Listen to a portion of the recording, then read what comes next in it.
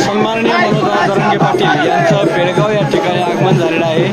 आजच्या या बेळगाव दौऱ्यामधली ही शेवटची त्यांची सभा या ठिकाणी होणार आहे। त्यानंतर मनोज दादा अंतरवाली सराटीकडे पुन्हा परत